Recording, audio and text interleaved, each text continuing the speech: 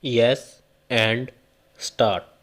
Mr. Vice Chairman, Sir, the constitutional pundits rightly pointed out that free and fair election is the essence of democracy. So, the government, which has faith in democracy, is expected to introduce necessary reforms to have free and fair elections. So, in the Constitution Amendment Bill 1988, as well as representations to the government, have taken some necessary measures to remove the defects in our electoral system and restore free and fair elections in our process. Sir, I extend my full support to the Constitution Amendment Bill 1988, which reduces the voting age from 21 years to 18 years. No doubt it is a drastic change, and there was a great demand for this change from the younger generation.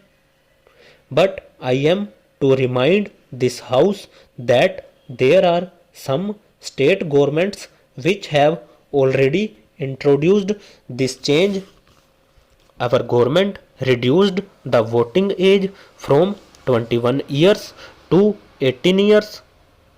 So, in consonance with that line, the central government has also come forward to reduce the age by amending the constitution. But here I would like to remind one thing, that when the voting age was 21 years, it is quite common in all the states that so many voters at the age of 18, 19 or 20 years have enrolled their names. When you reduce the age from 21 years to 18 years, it is quite natural that the people who are at the age of 15 or 16 years may also come forward to enroll their names in the electoral rolls. To avoid this influx, I would like to appeal to the government that without any delay the multi-purpose card must be introduced. I am glad that the government has given an assurance to introduce the identity card system. It is in the right direction.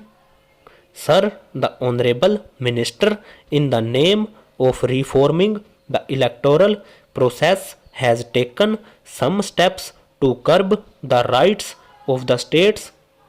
For example, under Section 13, he has introduced a new section by which all the officers and members of the staff who are actually under the control of the state government are brought under the control of the election commission during the election period, and not only for control but also for discipline purpose and other purposes they are under their control. Sir, earlier they were assisting the election commission.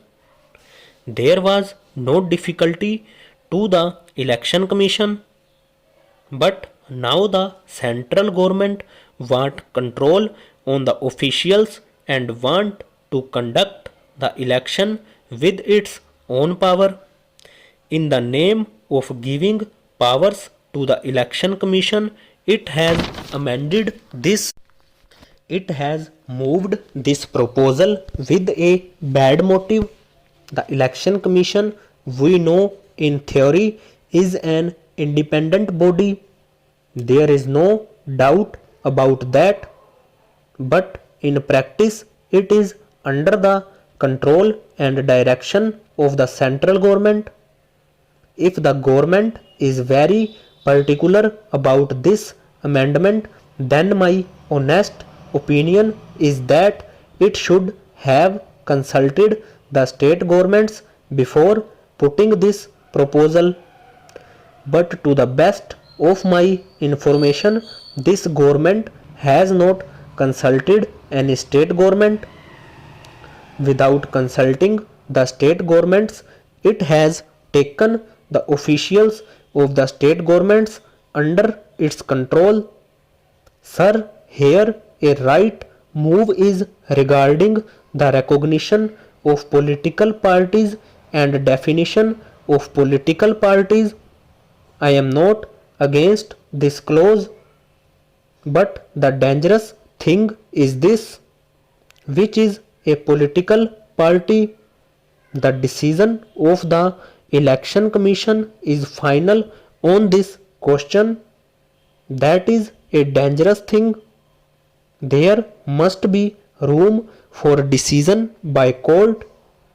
If the decision of the Election Commission is final, then there will be no democracy, because, as I state earlier, we know by experience that the Election Commission is under the control and influence of the party in power at the center.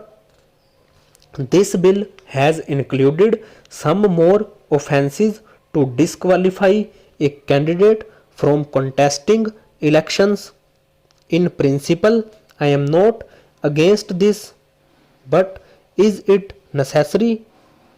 Why should we enlarge the number of grounds? There is no need at all. If anybody is convicted by the court, it is the people who reject him in the poll. Why do you unnecessarily increase the grounds for disqualification? It will give room for the talk that the government is always for restricted democracy and not for liberal democracy. We cannot give room for such suspicion or apprehension by the people. I am not against this in principle. Of course, in case of certain valid grounds, it may be necessary, but at the same time, if you enlarge the grounds in this way, the party in power, either at the center or in the states, will misuse the power to disqualify any contesting candidate. For example, one or two persons in a local area may be influential, but with the help of the local police, they may get punished, thereby preventing them from contesting the election. That is why the clause which include more grounds for disqualification must be deleted from this amendment. Over.